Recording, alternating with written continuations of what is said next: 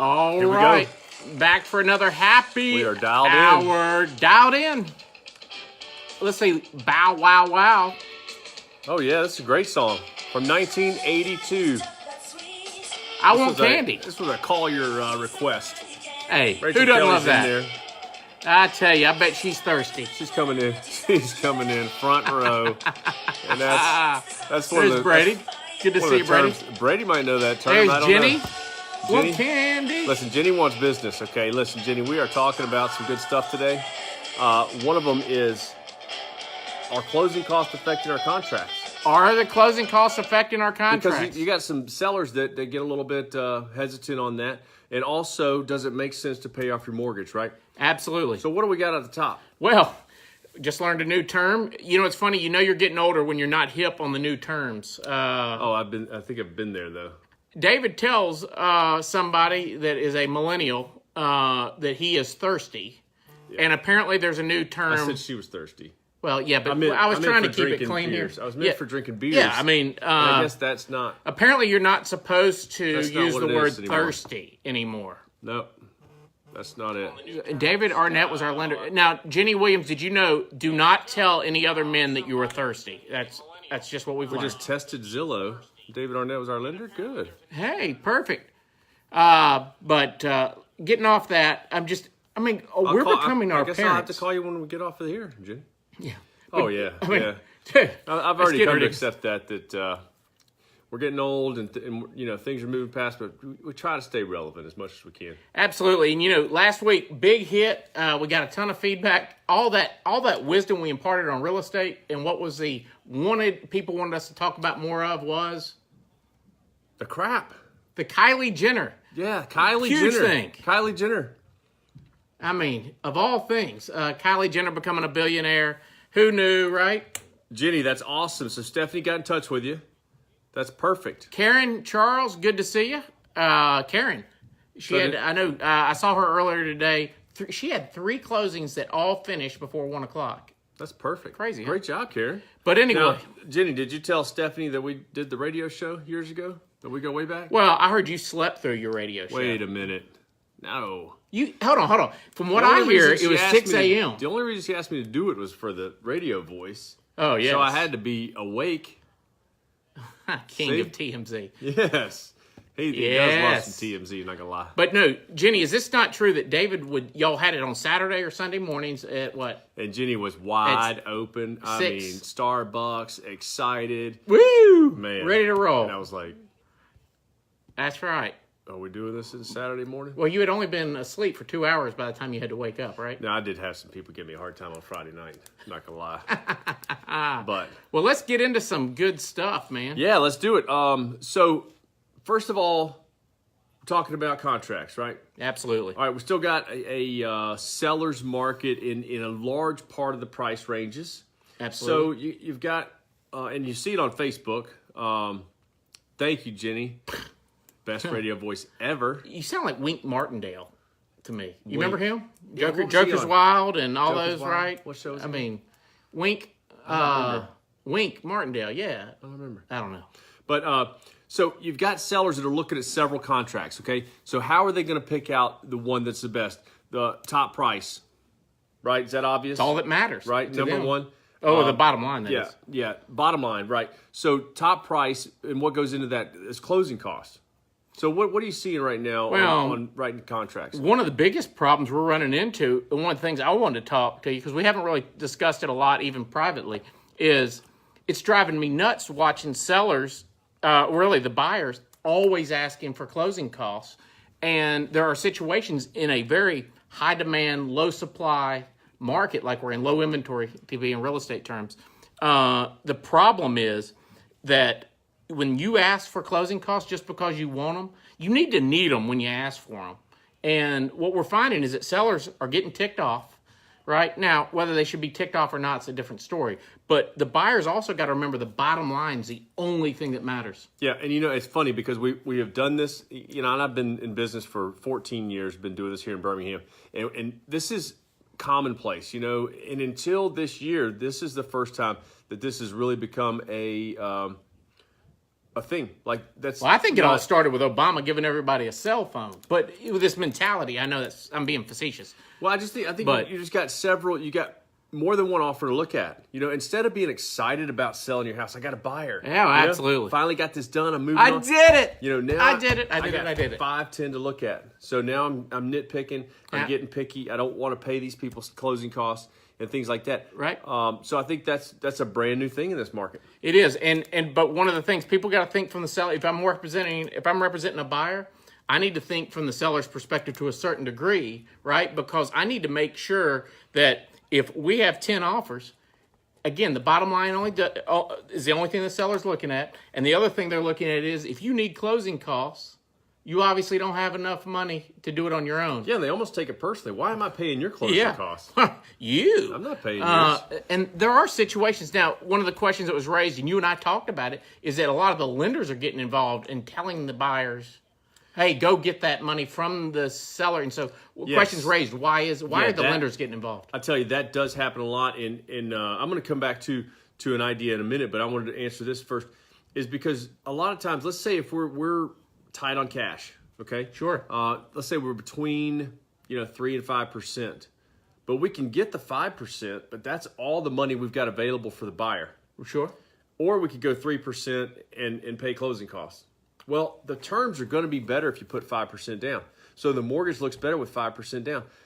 So from a lender's perspective, it's not that big a deal because we net it out. The seller nets it out anyway. It's never been a big deal. No, it hasn't. But the problem is we're seeing too many lazy agents, quite frankly, that are coming with listings and going, hey, we want on a $200,000, we need $10,000.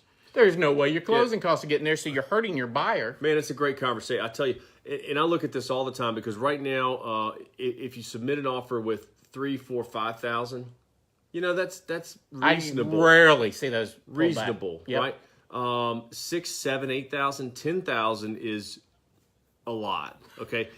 Psychologically, it's a lot no matter who you are. I don't care if you're on the high end or low end. Now, if you're in a purchase price where $10,000 in closing costs makes sense, you don't need that help. Right. You should have the money available to pay for the house, right? Just being honest. Being real. But You're financing it anyway because the buyer or seller would have taken less, probably. Yeah. So I think that $3,000 to $5,000 range, and anytime you get over that, I feel uncomfortable about it asking the seller because the seller's going to kick back $7,000, $8,000. I do see there's one program in particular, Alabama Housing, which is a very low down payment option, and obviously if you're going with that low down payment, the buyer needs help, and those closing costs are a little bit higher than any other loan program I've ever seen. So, that's one scenario where I can see it working, but the problem is they're not thinking from your offer. If your offer's $200,000 and $5,000 in closing costs, too often the buyer goes, "I gave you $200,000 for the house." No, you didn't give me $200,000. You gave me $195,000, and you got to look at it from that perspective. So, what do you think about this? Going in first, saying my bottom line is $200,000. Yep. Okay. I get the contract accepted $200,000, no closing costs, and then coming back the week after or right after. I don't care when after we sign. And saying, let's bump it to $205,000 and you give me $5,000 back. Well, I think that's fine. You obviously have to worry about appraisal in this environment that we're in. But one of the issues that you run into is everybody wants to have it buttoned up because, I don't want to be on the line for the $5,000. What if they don't do it? And most sellers will do it, but some may not because there is a legitimate concern of appraisal. Yeah, and I think right now that sellers are getting top dollar. They're already getting top dollar. So building that back in after the fact may or may not be a good option. That's right. But at the end of the day, look, if financing the closing costs in, remember, you're financing them in. Do not fool yourself. You're not getting free money. Because if the seller under that scenario was willing to take a net $195,000, you probably could have paid $195,000 for the house. Hey, Summer, hope you're doing well.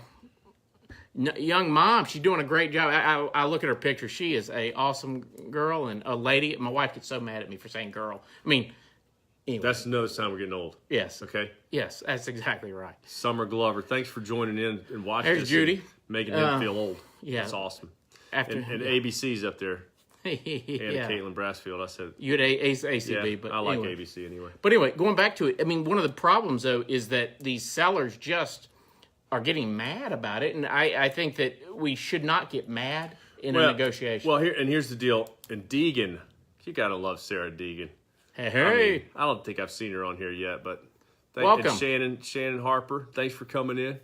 But back to your point about asking for $10,000. Look, if you guys are writing contracts out there in this market asking for $10,000 in closing costs from a seller, that's not going to happen. And that is, you need to call the other side. If you're representing a buyer and doing that, call the listing agent because, I mean, if you've been in the business for very long, you're not doing that, right? Well, and two, I think it's one of the important steps, regardless of where you are in the country, is making sure that your agent is in communication with the lender in that process before you make that offer. Because I told you earlier today, we had a situation where, they were asking for way too much, and I just called up the lender and said, how much are they going to need? They were asking for $6,000. They said, about $4,500. Well, the seller's mad because they're like, I'm not paying $6,000, but they didn't need the $6,000 and they needlessly got the seller mad. Yeah, but the seller doesn't even realize they're getting that $1,500 back. Maybe. I've seen some agents now writing in that the difference will be a reduction in sales price. Well, good luck with that if you wait to the last minute. That's right. Because we don't want to hear a reduction in sales price 2-3 days before closing. Absolutely. So all that paperwork needs to be done up front. Absolutely. No question about that. Well, I think it's a good time. We are thinking about introducing a new page, right? New Facebook page for the Happy Hour. Happy Hour is going so well. Man, we are blowing up. You got a call from Mark Zuckerberg the other day, right? Mark Z. Well, Mark Z. I almost sent him to voicemail. Can you imagine that? Oh, absolutely. I mean, he called me up, said, "Look, you guys are killing it. Yeah. You're blowing up the servers. I mean, we need y'all. huge. We need y'all to get your own Facebook page so we can just do this out of one place." Absolutely. So we're going to be going there in a few weeks. We're going to probably be emailing everybody saying, hey, like that page so you can get notified. We're moving it there. I said, Mark, look, I know you're busy. Not that Mark. And I know you're... the koozie man is here. I know you are he's a real self-made billionaire. Who, Trey Fava? Trey Fava is, as well as Mark Zuckerberg. Oh, yeah. Yeah, not Kylie Jenner? I mean...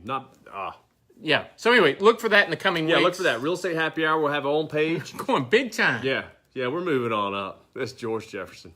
Come on down. It's George Jefferson. Hey, next thing. This is something, an article that I found on my phone. I was reading through it, and it's interesting. It's always something that comes up in our business that buyers want to know, that buyers are asking us about. Does it make sense to pay off your mortgage? Well, that's right. Does it make sense? Because, hey, I got the money. Hypothetically, I have the money to pay it. I had a parent die or whatever happens that I come into the money or a big bonus. Yeah. So, I got $100,000. I could pay it down. What do I do? Yeah. So how do you make sense of that? What makes sense? So here's a couple things. The first one is a predictable return. All right. If you pay your mortgage down, you know for sure that you are saving that interest rate, right? If your rate is 4%, you know you're saving 4%. Off the top. Because you're not paying off the debt. The top. You're not paying the interest anymore. Okay, so now there's a tax deductibility factor, right? Which is bull. Okay. Which is a bunch of bull because, David, how about so I can get a tax reduction, I'll go ahead and pay interest. Now, that's ridiculous. No. I never have understood that. So the one thing I would say to that is that you've got housing expense anyway. You do. Absolutely. Everybody has it. It's a great benefit. So if you're paying $800 in rent, you have no tax deductibility. If you're paying $800 in a mortgage, you do have tax deductibility. So that's right. Actually a good thing because it's a good benefit though. It's side benefit. Housing is not a luxury, right? You have to. You got to live somewhere, right? You're paying for it anyway. Last time I checked. That's right. So the tax deductibility it has changed in this past year with the standard deduction going up. So if you're typically writing off, let's say, I don't know, if your itemized is $27,000. Well, right now, because you're itemizing $24,000 off the top now, it's going to be deductible as a standard. 24 is now standard. So if your total's 27, you're only getting the $3,000 benefit. So all those numbers are different now with the new laws. So talk to your CPA about that. But let's just look at other investment opportunities. Okay? I love that. So what else can you do with that money? Let's say I got $200,000. Go on a nice cruise? Yeah. Well, you can go cruising for a while. It's a great investment. Great investment. So you got $200,000, and I either want to just pay the house off or I want to put it somewhere else. Yeah. Now, right now, and these rates are coming up. CD, 5-year CD, I looked today, 3%. My money's stuck for 5 years, though. Money stuck for 5 years. Yep. That is true. Another good point, I was talking to somebody today about this, is that if you run into problems, all your house is paid off, okay? And let's say you run into an issue, need the car fixed. Well, you can't pull the door off of that house and go pay for the car to get fixed, can you? No. Well, you might get, You can't get to the cash. No, okay? that's right. Let's say you lose a job and you can't get approved for the loan. Right. So that's one thing. That's one issue. But anyway, back to the CD. 5-year CD, 3%. The money is tied up. Yep. But a CD is about the safest, most guaranteed investment out there. I'm guaranteed to have that money in 4 years. Now, I did look at some numbers. Average mortgage rates over the last 10 years Okay. are 4.3%. So you're paying 4.3% on the money. Thank you, sir. Your CD is at 3%. Yep. Okay. Now, the stocks, if you buy and hold stocks, Ben Stiles, he is a famous realtor and trustful. That's right. That guy is baseball really player, killing it. right? He's doing really good though, man. I'm proud of Ben. Yeah. But anyway, so arguably, if you buy and hold stocks, 8% return. So you're going to beat it, right? Arguably, right? So you're beating that mortgage rate. Now, I did look up a couple dividend-paying stocks. Okay. Verizon at 4.64%. Yep. Now, a dividend means that they're paying you that dividend on the investment. Well, they're every giving year. you a profit. They're sharing their profits back with their investors. They're sharing their profits. So if you paid off the house 10 years ago with $200,000, what's Yep. the house worth now? 0. Well, I mean, no, your mortgage balance. What are you saying? Your mortgage balance it's is worth 0. It's worth whatever it is. but the house is going to go up regardless. It's going to go up at minimum with inflation, hopefully. But it's going to go up regardless of how much you owe, right? That's correct. So now this Verizon investment over 10 years, it went from $34 to $52. Okay. That's a 52% return plus the dividend. And let's just say it was averaging that 4.5% a year. Yep. That's about $400,000 in 10 years. So you've almost doubled your money in 10 years. Right, and I would back up that to say, hey, someone's not, the stock market is overwhelming for most people. For me, I mean, there's aspects of it for me that are just overwhelming when you get into options and stuff like that. But there are such easy choices out there on mutual funds. I mean, the entire Vanguard family, right? Yeah. The entire T. Rowe Price, Fidelity, Schwab, they all have these easy ETFs, which are electronic traded funds, those type things that can really. And I know this is not as exciting as Kylie Jenner, but I mean, yeah, this is good stuff. This is quality, but it's real money. I mean, so you don't have to change individual stocks, is what I'm trying to say. Yeah. You can buy exchange traded funds. You can buy index funds. You can buy funds, or you can just give your money to an investment professional. Yep. No, to an investment professional that will. Courtney would invest be it for laughing you. at that statement. Oh yeah. So anyway, so I wanted also on the tail of this, I pulled up some S&P stocks that pay dividends. One of them is Iron Mountain. Some of the S&P 500. Iron Mountain S&P 500 stock that pays dividends 6.65%. So your mortgage rate is 4.3 on average over the last 10 years. Iron Mountain's paying you 6.65%. Boring, okay? Bored to tears on what this company does. Oh, absolutely. They store records and data backup. Well, Who cares about that? One of the ones I'm in is PCI, which is a PIMCO. It's a closed-end fund that basically is trading in mortgage debt, essentially. And, they're paying 8% on top. I looked this afternoon before we came in, and I'm net 15.5% up on the year because I'm getting an 8% dividend plus about a 7% growth in the stock price. So Iron Mountain's up 40% over the last 10 years. Okay. Plus the dividend. The dividend's huge, and making sure you're reinvesting those dividends. It's gone from $25 a share to $35 a share over 10 years. That's not a big move, okay? Not a big move. But you're making money, and it's boring. No, very boring. Very boring. But remember, by the way, everybody can use Robinhood. I'll put a link down below. Free trading. If you want to dip your feet in the fire, it's free. Mark wants us to invest in beer. Yeah. For happy hour. Mark, if you had to invest in one beer, what would it be? Yeah, everybody. What would that be? Trey Fava, are you here still? Let's see what you would do. Trey might be on there. Trey probably wouldn't pay off his mortgage. He's sophisticated, though, isn't he, beer-wise? Yeah, he's intelligent. But L Brands is specialty Corey retail. Smitherman too. Yeah, right. Is up 60%, plus their dividend is 7.74. They're still in the S&P 500, almost 8% dividend. AT&T. Now here's the funny thing: AT&T is 6.5%.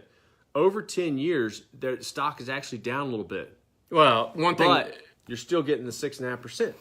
Yes, but on the flip side of that, I'm not so sure that AT&T is not a bunch of drunken sailors out buying stuff they don't understand what they're buying, right, in this consolidation.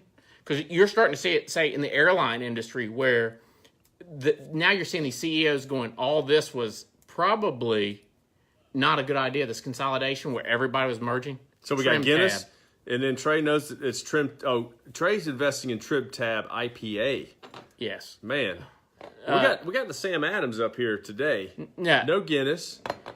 Yeah, Guinness is a little I have strong. to look that up to see who Guinness is. See, Corey Smitherman's right on. I mean, really, I've seen more millionaires become Corey, millionaires out of mutual funds than the stocks. Yeah, and and I've been told the best way to make money, and I'd love to trade stocks and sit there and watch it. And Corey actually, admittedly, Corey, you would sit there and trade stocks all day too. But he's right. Mutual funds are the safest way. Buy and hold is the safest. Absolutely. And we've talked about it for weeks. Now, what happened to me with World Wrestling Federation, whatever, WWE, WWE. is I bought it at $30 a share. Great return. They hit earnings earlier this year. Sell it at $50. It's at $85 a share now. $85 a share. He's out. He's out, and you can't chase it. You can't chase it, or it'll come right back down. Yeah, it'll boomerang on me. Now, one thing I want to say is the stock market has risk, right? Everybody says that. The first thing they'll say is the stock market's risky.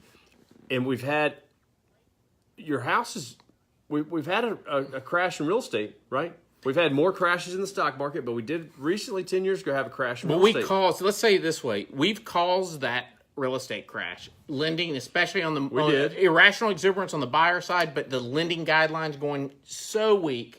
We did caused but that. I'm just saying, there's risk out there everywhere you go. So I wouldn't shy away from the stock market just because you feel like it's risky. And I want to make one point relative to real estate is that your home that you live in should not be looked at as an investment. You should not make that part of your investment portfolio. You should make that because you want to have that as a home, not as an investment, because if you can rise at 3% or whatever inflation is. Now, it is a wealth vehicle. And if anybody's doing it right, especially primary residence, you're getting into a fixed mortgage with some kind of down payment, 30, 15-year.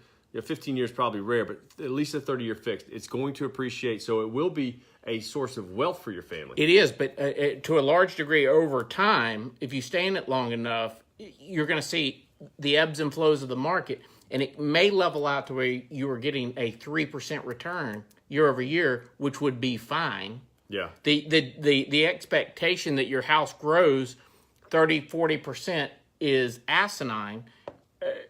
It's just crazy because, we've talked about it before that inflation dollars matter. So your home price cannot grow 30, 40, 50% in 10 years. Usually not, huh? Not without inflation's help. Yeah. Not without everything else costing a lot That's more. right. Everything, the same dollar, $240,000 in 2006 is now $296,000. 240 in 2006 is now 296. Yeah, so that same, if I had a check for $240,000, I would have to almost go buy a $300,000 house with that money. People don't want to see it. They want to say, "Oh, my house increased in value," but your house really didn't increase in value. The dollar is inflated. Yeah. So when you sell your house, cost more. When you sell your $240,000 house for $280,000, and you go, "This is great. I'm making $40,000." I hate to tell you, you've lost money. Right? You didn't even keep up with inflation. And so I just want the math to be correct for everybody and to understand what a real investment is. A real investment is taking that money and putting it into a ETF S&P 500, right? Yeah. Or being like Corey Smitherman and going and buying a mutual fund that hits all the large caps, something like that. Yeah. And another thing that I want to talk about is I feel like when you pay off the mortgage, you feel that $1,500 go away or that $1,000 or however much you're paying, right? Gone. It's gone. So what do you do with your cash flow typically? Right. It's going to go down, right? Or are you paying it? So you're going to make less money because you don't owe as much. Does that make sense? Right. So when you pay that mortgage off, what are you doing with that extra cash flow every month? Yeah. All right. Is it going into investments? I don't know, but I think the total picture needs to be: am I maxing out my Roth? Am I maxing out my 401k? Definitely right. Definitely. All that before I can even analyze the payoff. Right. So if this extra cash I have could be used to maximize and tap out everything, that needs to be done prior to paying something off like this. Yeah. Because that's what will have the long-term net effects. Because there is some safety nets that are in place relative in retirement to your house being able to be taken from you. Yep. You still got to pay your mortgage. So, anything else exciting this week? I know I did hear one headline about our buddy, which Collier may not be excited about, but our buddy Trent Richardson, Alabama. Didn't he go to jail one time? He might have. Running back, Alabama is going to be coming back to the new football league here in Birmingham. I don't know. It's some kind of D league or something. Oh, you're not talking about anything negative. You're just talking about him joining a team. Yeah, he's coming back to play. I know what it was. He wasted a ton of money. No, he's coming back to play on the C League in Birmingham.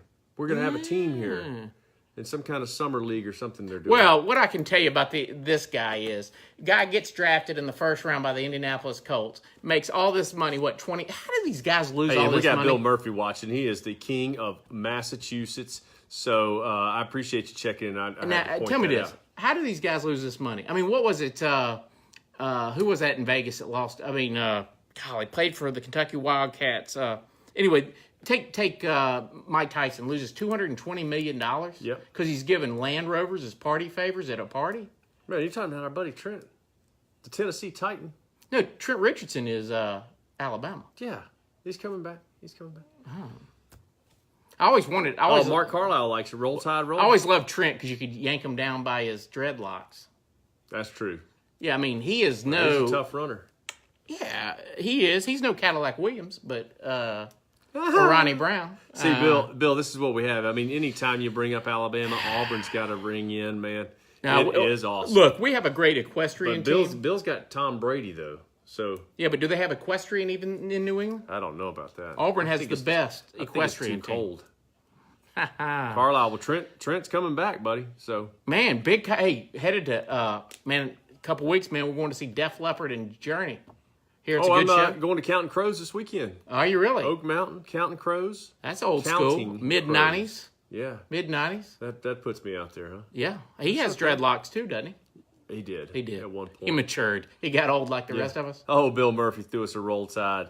Man, that a boy. I appreciate that. All these Alabama folks. We have a good rodeo team. That's my Tom Brady up there in New England. Oh, is he deflating things too? Oh, he's just stoking the fire. Hey, did you see Tom? Speaking of that, I think I have a better figure with my shirt off. I saw a picture the other day they put all over the internet of Tom Brady with his shirt off. Are you going to test that? I'm just saying. Maybe one week we will. But I'm just saying. Hey, I'm just saying. We're strutting this on the next week. Yes. Anyway, we thank everybody for tuning in this week to the Real Estate Happy Hour. And keep in mind, we're going to be adding us a new page, Real Estate Happy Hour. Just look Facebook page. Look out for it. We'll invite you to come like it. And appreciate you guys tuning in every Thursday at 4 o'clock. And thank you to Rachel Kelly for teaching us the word thirsty. It no longer means that you're wanting a beverage. That's just new stuff. I'm staying off of that. We'll see y'all next week. All right, see you later. Bye-bye. Have a good week.